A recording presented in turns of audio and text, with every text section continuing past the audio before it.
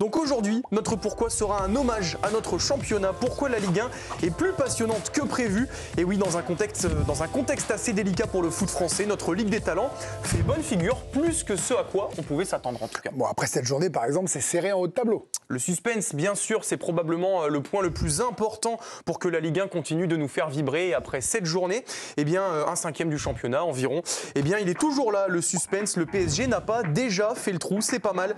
Un point d'avance sur Marseille, Strasbourg et Lyon, 3 sur Monaco et Lens. Lille n'est pas très loin non plus. Alors certes, c'est encore le début, ça demande confirmation, mais en tout cas, le classement, il fait plaisir à voir, surtout que tous les cadors sont là. Et puis Luis Enrique s'attendait d'ailleurs, dès la fin de la saison dernière, à ce que ce soit difficile. L'an prochain, ce sera très serré, nous disait-il au mois de mai. Plus c'est serré, plus c'est stimulant pour nous. C'est une source de motivation, mais je ne me rappelle d'aucun match à l'extérieur facile cette saison et l'an dernier. Même son de cloche chez Roberto De Zerbi. Je crois que la Ligue 1 est un championnat plus fort que ce qu'on pense à l'étranger. Il y a des joueurs forts, des coachs forts, des stades pleins, des tifosi très chauds. Les joueurs aussi partagent ce point de vue. Le championnat français est riche en joueurs forts physiquement, rapides et intelligents. La qualité et l'intensité de la Ligue 1 sont comparables à la Première Ligue. Tyler Morton, arrivé cet été à Lyon, ancien de Liverpool. Ahmed Kantari, ancien joueur, entraîneur et consultant de Ligue 1+, confirme que le championnat a très bonne presse en ce moment. Quand un joueur étranger arrive en Ligue 1, il suffit de discuter avec lui. Et moi, je l'ai vécu en tant que joueur, je l'ai vécu en tant qu'entraîneur dans les vestiaires en accueillant des joueurs étrangers. Ils sont surpris par l'intensité et par la qualité tactique des clubs français. Et après, c'est, je pense aussi à tous les acteurs du jeu de rendre cette Ligue 1, entre guillemets, plus attrayante et plus glamour. Mais j'ai l'impression qu'en ce moment, c'est le cas. Bon, Ligue 1 plus attrayante, plus glamour, comme le dit Kantari, ça passe aussi par le jeu. Oui, force est de constater qu'on voit plutôt de belles choses là aussi en termes de jeu. Le spectacle est au rendez-vous la plupart du temps. Il y a par exemple plus que 3-0-0 depuis le début de saison. Le premier, c'était lors de la 6e journée, la semaine dernière. Seulement, on pourrait dire. Donc forcément, la moyenne de buts par match, elle est très bonne. 2,83 depuis la mi-août. Il n'y a que la Bundesliga qui fait mieux dans les 5 grands championnats européens. Bon, eux, ils sont relativement injouables, mais pas tant que ça, puisque regardez, pour les expected goals, eh bien la Ligue 1 est à égalité avec l'Allemagne et l'écart est assez important avec la Liga, la Première Ligue et la Serie A. On rappelle les expected goals, les XG, c'est la probabilité qu'un tir soit converti en but. Donc plus c'est élevé, plus il y a des occasions et donc plus il y a de spectacles. Et ce bon chiffre, c'est aussi parce que la plupart des équipes essaient d'aller vers l'avant, même celles qui jouent pour le maintien. C'est une volonté de notre part de jouer, mais j'essaye de ne pas pousser le curseur plus loin qu'il ne faut. C'est sûr, c'est un domaine où on doit s'améliorer dans la maîtrise technique sous pression, parce que la Ligue 1, aujourd'hui, il faut être en capacité de conserver, protéger et réussir à orienter le jeu, malgré le pressing adverse. Ce but encaissé me laisse beaucoup moins de regrets que celui à Angers, parce que c'est une mentalité où, même si on manque de concentration, on a essayé de jouer au foot. Donc ça montre que les joueurs ont pris conscience que notre salut passera par là. J'aime bien un match offensif, une équipe qui joue très offensive, avec ballon et même sans ballon, que presse haut, que cherche le meilleur terrain adverse. Il n'est pas un mec qui va jouer foot parce qu'il veut le courir. On a donc vu ici les entraîneurs du Havre, d'Angers, du Havre et de Nantes. Dans l'ordre plutôt, à Auxerre, à Lorient, à Metz, on essaie aussi de proposer des choses. Alors ça ne marche pas toujours. Certaines de ces équipes ont urgemment besoin de points. Parfois, ce sont les joueurs qui n'arrivent pas à tout mettre en place. Mais en tout cas, les intentions, elles sont là. Et Ahmed Kantari, lui, il a notamment adoré le Hack qui a fait 2-2 contre Rennes hier.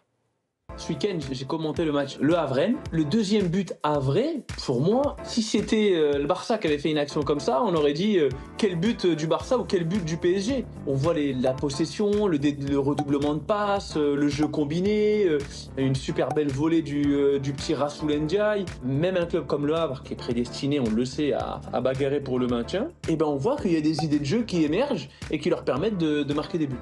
Et puis aussi de belles histoires à raconter en ce début de saison, Romain. Bien sûr, Ethan Mbappé qui marque hier soir face à son ancien club sous les yeux de son frère, c'est une belle histoire. Olivier Giroud, Florian Thauvin, Benjamin Pavard qui reviennent en Ligue 1, ce sont de belles histoires. Il y a des nouvelles têtes aussi, regardez le classement, le top 5 du classement des buteurs. Ansu Fati, un crack du foot mondial qui doit se relancer. Joaquin Panicelli, c'est un buteur qui était encore en D2 espagnol la saison dernière. Esteban Le Paul, lui, c'est le joueur qui est arrivé du foot amateur. Bref, plein de petites histoires sympas. Et en fait, les clubs, avec leurs difficultés financières, eh bien, ils doivent travailler autrement et ça peut marcher. il se passe des choses vraiment intéressantes parce qu'avec la baisse des droits télé, les clubs ont moins d'argent. On va pas dire que c'est un bien, mais je trouve que les clubs n'ont pas eu le choix que de s'adapter et qu'en fait, sans avoir d'argent, maintenant ils ont des idées. Et on se rend compte que les idées, elles sont pas si mauvaises que ça. On prend l'exemple d'un club comme Lyon. En fait, on se rend compte que au lieu d'acheter à tout va, à coup de transfert, comme on peut plus le faire, on joue mieux, on met plus d'idées en place et en fait on le voit, on peut le transposer à tous les clubs de Ligue 1. Alors, ils doivent travailler autrement. Moi, je dirais qu'ils doivent travailler tout court. Et ça permet à la Ligue 1 d'être très suivie. Oui, là aussi, il y a de très bons chiffres qui montrent que le championnat de France est populaire. Plus de 27 000 personnes en moyenne dans les stades. Les clubs qui enchaînent les guichets fermés. Il y a des ambiances de feu. Il n'y a pas eu de gros incidents en tribune globalement. En tout cas, c'est mieux que les dernières saisons. Et puis, les débuts réussis du diffuseur Ligue 1+, avec la barre du million d'abonnés qui a déjà été franchie à la mi-septembre. Bref, les signaux sont positifs. Cette Ligue 1 est passionnante. Ça se confirme aussi avec les résultats européens. On l'a vu la semaine dernière et ça nous réserve aussi encore plein de belles choses. Dès la fin de la trêve internationale, il y a par exemple Paul Pogba qui est attendu du côté de Monaco. Merci Romain pour ce pourquoi. J'étais avec Arthur aujourd'hui, Baptiste Vautier également derrière. Vincent, je viens vous voir parce que vous êtes un observateur depuis quelques semaines de cette Ligue 1. Vous démarrez dans le football, bien sûr. Non, mais je commence par vous parce que tout à l'heure, vous m'avez dit qu'il y avait deux divisions dans cette Ligue 1. Les équipes qui ont de l'argent et qui joueront le haut du classement et celles en bas qui lutteront pour survivre, pour se maintenir. Moi, je suis complètement d'accord avec vous. Mais n'empêche qu'il y a des choses nouvelles. On leur a souvent tapé dessus en disant qu'ils préféraient recruter des joueurs moyens et pas avoir d'idées. On disait que les entraîneurs aimaient les blocs bas et s'il y avait 0-0, c'était un bon résultat. Est-ce que vous êtes d'accord avec le bilan de Romain? Vous avez le droit d'être en désaccord? Est-ce que vous sentez une sorte de souffle nouveau du jeu et du foot? Alors, je suis globalement d'accord, mais je regrette qu'on n'ait pas eu de sommet encore très haut perché. C'est-à-dire que concrètement, au MPG, c'était décevant. Lille PSG, c'était décevant. Ça tient aussi au fait que le PSG n'est pas celui du printemps pour l'instant. Mais voilà, pour l'instant, je trouve qu'on n'a pas encore eu de grand match signature où on se dit ça c'est la Ligue 1, ça c'est les équipes européennes, voilà, ça manque un peu.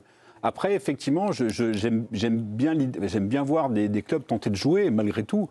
L'an passé, Angers s'est maintenu par le jeu et c'était vraiment sympa. Et j'ai toujours dit ici, et je le pense toujours, que c'est pas un problème les droits télé, qu'en fait l'argent des droits télé a juste servi à surpayer des joueurs moyens globalement. Donc vous avez moins de joueurs moyens, vous avez plus de jeunes. Voilà, je pense que s'il y a un niveau où ça peut se voir, éventuellement c'est en Coupe d'Europe. Et a priori, ça n'a pas l'air de se voir. Ouais. Donc c'est parfait. Parce qu'on sort d'une grande saison, on l'avait évoqué derrière l'an dernier, on a quand même le PSG qui est champion d'Europe, Lille qui est top 7. 4 équipes étaient sorties des phases de Ligue en Ligue des Champions. Mais bien sûr, elle est loin, Ambre, la Farmers League, là, tant dénigrée par les Anglais. Non mais ce qui est intéressant, c'est le regard. Alors vous allez me dire, ils entraînent en France, les deux Zerbi ou Luis Enrique, ils ne vont pas dire que le championnat est pourri. Je suis complètement d'accord avec vous, mais vous l'êtes même si vous ne l'avez pas encore dit. Enfin, ils ont un peu d'expérience. Ils savent dans quoi ils mettent le doigt quand ils disent ça. Quand même. Bien sûr, ils savent. Mais d'ailleurs, c'est très bien que vous parliez des coachs parce que c'est aussi l'un des ingrédients qui nourrit la Ligue 1. Et c'est vrai qu'on a beaucoup de chance. Vous citez Enrique ou c'est vrai Roberto De Zerbi, mais on peut en citer plein d'autres. Et évidemment, l'exemple, je trouve qu'Ahmed Kantari donne avec l'Olympique Lyonnais, c'est exactement ça. En fait, c'est une Ligue 1 qui a été obligée de mettre les mains dans le cambouis, qui a réussi à faire sortir, éclore aussi des jeunes talents. On peut citer le jeune Mera, évidemment, mais même Boadi qu'on regarde de plus en plus, qu'on voit du côté de Lille. Ça aussi, ça fait que cette Ligue 1, le narratif, il est illimité, en fait, dans cette Ligue 1. Et en ce sens, elle est plus passionnante que jamais parce qu'elle doit trouver des ressources, elle doit trouver des ressorts. Et on a des coachs vraiment talentueux, mais on peut aussi citer Sage, qui arrive lui aussi à proposer des choses tactiquement avec Lens, avec moins de moyens. Même Christophe Pellissier, la saison dernière, l'a fait avec Auxerre ou évidemment Rosenior avec Strasbourg. Ce qu'ils arrivent à produire, c'est vraiment une mine d'or, je trouve, pour notre championnat. Si je peux juste faire une petite parenthèse sur les coachs, c'est que ça serait bien que la Ligue 1 permette à des entraîneurs de Ligue 1, français de Ligue 1, de se révéler. Parce que sur 36 équipes de Ligue des Champions, il n'y a pas un seul entraîneur français. La Pellissier, non mais Ligue des Champions. Ligue des Champions. Sur les 36 clubs, elle était prête à vous bondir dessus là tout de suite. Non mais c'est vrai qu'on manque d'entraîneurs qui brillent au plus haut niveau de la C1. Non mais c'est vrai, c'est un constat. Je disais ironiquement, ils doivent travailler. Romain disait ils doivent travailler autrement les clubs. Moi je dis ils doivent travailler. Ça a été un des coups de gueule qu'on a tenu depuis des années. Vincent l'a dit avec ses mots en parlant de joueurs moyens. Il y avait à côté, à l'exception peut-être de Reims à une époque et ça leur a pas porté bonheur l'an dernier d'aller chercher des joueurs, ils étaient un peu créatifs. L'exemple type, c'était le Portugal. Vous vous souvenez, vous n'étiez pas encore en plateau à ce moment-là, mais nous on disait comment font ces clubs portugais pour trouver ces pépites. Alors ok, il y a le côté Brésil, c'est plus simple. Est-ce que finalement on ne s'est pas inspiré de ce championnat pour aujourd'hui nous trouver des pépites? Oui, je suis d'accord. Moi, je pense que dans la finalité, chaque club a une identité, a une histoire. Et ce qui est intéressant, c'est que tous les clubs ont envie d'avec leurs moyens, peu de moyens, puis vraiment. Donc, je pense qu'ils essayent de créer un football autre. Et c'est ça qui est intéressant, essayer de créer une équipe, essayer de s'occuper avec les jeunes, de les faire évoluer, de les faire performer et de créer une idée de confiance dans chaque club. Donc c'est ça qui est intéressant, c'est que la qualité de jeu, oui, on la recherche, mais c'est des valeurs qui sont à rechercher dans chaque club. Et des clubs comme Auxerre, des clubs comme Lens, avec peu de moyens, avec Le Havre, avec Didier Deschamps, avec son mercato à 0 €, essayer de créer du jeu, c'est ça, c'est son identité. Donc c'est ce qu'on recherche dans notre Ligue 1 et ils le font véritablement bien, tous les clubs, de manière générale. Vous êtes surpris, Julien, ou pas? Parce qu'on a vraiment titré la Ligue 1 est plus passionnante que prévu. On n'a pas mis plus passionnante que jamais. Oui. On n'est pas quand même complètement fou, mais on a mis plus passionnante que prévu parce que ça veut dire qu'il y avait de l'inquiétude quand on a démarré la saison. On ne savait pas trop où on allait, quoi. Non, nécessairement. Mais il y a des problèmes de revenus pour quasiment tous les clubs et particulièrement les petits clubs. Donc effectivement, c'est pas mal d'avoir plus d'idées. Après, il y a quand même un élément qui aussi, à mon avis, est important. Et je vais peut-être me tirer une balle dans le pied. Mais c'est qu'on se retrouve après une année qui a été vraiment horrible à pas mal de niveaux. Le championnat n'a pas eu du tout de suspense. On ne peut pas dire que le diffuseur précédent ait forcément marqué plein de points dès le début de la saison. Là, on se retrouve quand même avec un habillage aussi qui est autre, une image un peu plus sympa, etc. C'était votre faute, Julien. De quoi? C'était votre faute. Partiellement, non, mais évidemment. Mais non, mais le championnat est visible déjà mécaniquement. Déjà, il y a plus de monde qui le regarde. Et la manière dont c'est raconté, c'est aussi un peu plus sympa d'une certaine manière. Donc, effectivement, moi, je comprends aussi. Parce que les clubs, non, mais est-ce que c'est plus sympa? Alors, le diffuseur, vous avez raison, et je préfère que ce soit vous qui en parliez plutôt que moi, parce que vous étiez au cœur de toute cette histoire-là. Mais déjà que les clubs ouvrent, alors pas tous, mais les portes du vestiaire ou ce que vous voulez, on l'a toujours dit ici, il fallait que ce soit un feuilleton. La Ligue 1 doit être un feuilleton. Ça, c'est bien, mais d'un autre côté, je me dis, c'est dur aussi par rapport aux diffuseurs précédents qui payaient beaucoup d'argent et qui doivent aujourd'hui aussi se dire pourquoi nous, on ne nous ouvrait pas la porte alors qu'on le fait aujourd'hui. Qui payaient beaucoup plus. Oui, bien sûr. Parce que là, comme non, mais c'est ça. ils ne payent pas. Donc, sur ce coup-là, en l'occurrence, je suis plutôt à me ranger du côté des diffuseurs précédents, à me dire qu'ils doivent un peu pas comprendre pourquoi ça n'était pas possible et ça l'est désormais. Donc, bien sûr, vous avez alors, raison. après, sur le côté passionnant, il faut quand même le dire peut-être, et Vincent l'a un petit peu évoqué, c'est qu'on n'est qu'à la 7e journée de Ligue 1 et que pour l'instant Paris n'est pas décroché, mais il faut quand même se rappeler quand même que sur les dernières saisons c'était un peu déjà le cas. Paris était 2e la saison dernière, ils avaient 2 points de retard sur le leader, ils étaient 5e il y a 2 saisons, 2 points de retard. C'est une bonne question. L'année dernière, oui. L'année dernière, Monaco très bien. C'est Monaco, d'accord. Okay. Et voilà. Et finalement, c'était à 4 saisons, on voyait qu'il y avait 6 points d'avance pour le Paris Saint-Germain, mais il ne faut pas trop se fier après 7 journées en se disant c'est serré, c'est équilibré. On dit ça c'est Baoul là. On dit ça. Envoyez-moi sur le banc si vous n'êtes pas de content. Non, j'ai plus de buzzer. Je sais pas où il est. J'ai un peu la flemme. Je vais avoir besoin de vous. Non, restez là. Il a raison. Tous les ans, on a quand même. C'est sûr qu'il a raison, mais heureusement qu'il me le fait en fin de débat. Évidemment. Parce que s'il me le fait en début de débat, là, on est un peu foutus. Vous voyez, s'il commence à me faire cette intervention-là. Donc ça veut dire quoi? Qu'il faut rester prudent, c'est ça, toutes et tous? C'est ce que vous pensez sur le. Moi, je parle du niveau global des équipes qui veulent jouer. Je parle pas que du PSG qui caracole en tête. Ça joue. Mais je parle du niveau global, Charlotte. Non, mais c'est clair. Je rejoins Raph. Au début, on est flamboyant, on a de l'énergie, on a des idées en place. À un moment donné, il y a les points. Il faut resserrer la baraque. Le bloc doit être plus bas. Donc, il s'adapte. Je pense qu'il teste un petit peu les nouveaux joueurs. Il y a eu pas mal de changements dans tous les clubs. Avec un budget, on a dit, pas illimité dans les 3/4 des clubs. Donc, non, pour l'instant, c'est bien parce qu'il y a des idées. Mais après, forcément, il y aura des points à prendre. Est-ce que, Vincent, vous qui aimez regarder la Première Ligue, qui aimez regarder tous les sports en général, aujourd'hui, un match de Ligue 1 vous fait plus envie que l'an dernier?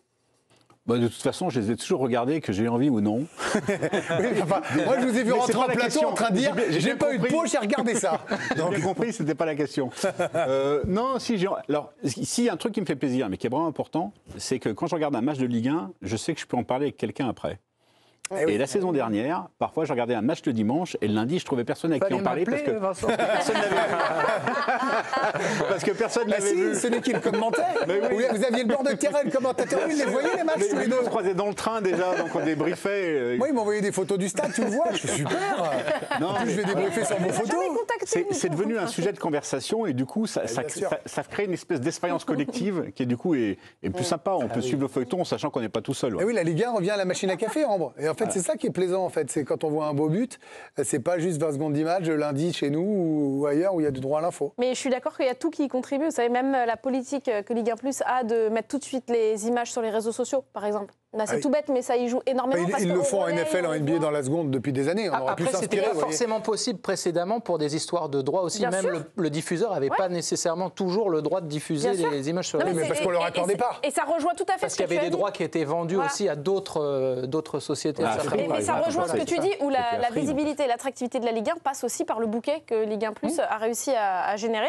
Et donc sur les réseaux sociaux, aujourd'hui, quand on sait que tout est viral, tout est digital, pour en parler à la machine à café, voilà, il faut avoir vu les images et le magnifique but de Nuno Mendes, par exemple, qui a fait le tour du monde. Et puis Julien, voilà, le but de Nuno Mendes est magnifique. Le PSG champion d'Europe, ça met quand même une loupe grossissante sur ce championnat. Parce que là, le PSG, vu comment ils ont joué, ça a inévitablement été le ruissellement vers la Ligue 1. Et puis Giroud, Thauvin, Pavard, vous le disiez, ça fait aussi partie de ces noms qui intéressent, en tout cas, notre public. Le PSG, c'est mondial. Ces trois-là, c'est ceux qui aiment le foot français et la Ligue 1. Et ça compte aussi. Oui, c'est ce que j'allais vous dire quand même. C'est toutes ces arrivées, elles font du bien en interne d'une certaine manière. Je ne suis pas certain qu'on regarde plus la Ligue 1. C'est pour ça que j'ai dit la Ligue 1, c'est pour le PSG. Oui, c'est ça. À l'extérieur. Mais effectivement, ce sont des noms qui pèsent, qui marquent et qui font aussi que des gens qui avaient peut-être un peu lâché l'affaire il y a quelques années, ce que je ne comprends pas, parce que pour moi, la Ligue 1, ça fait tellement partie de nous que ça me paraît incroyable de pas regarder ça. À 2 000 € par mois, c'était un peu cher.